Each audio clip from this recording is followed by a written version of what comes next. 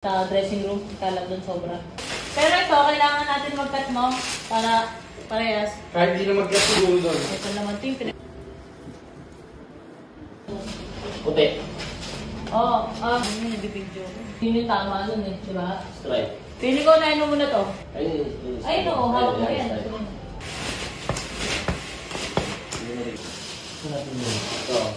Patulong ng mga basura dito. Wala na.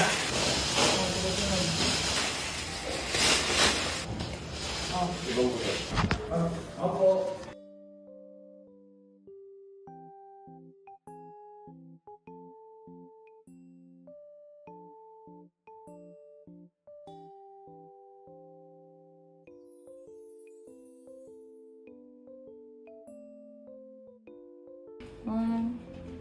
Ang ganda niya na.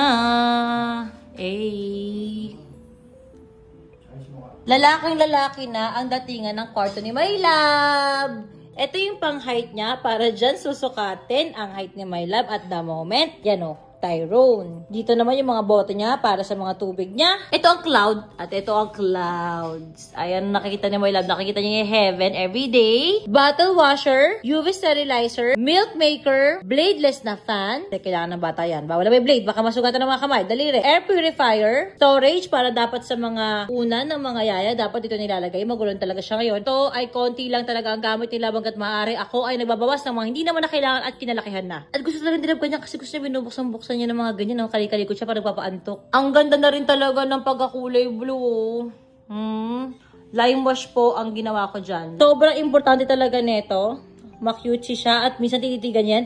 Hinahawak-hawakan na rin. Kasi gusto ng mga bata super colorful, di ba? Pero lalaking-lalaki na ang kwarto ng aking My Love at hindi na po siya mauumpog kahit iumpog-umpog niya ang ulo niya sa pader. So, ito na po ang kwarto ni My Love.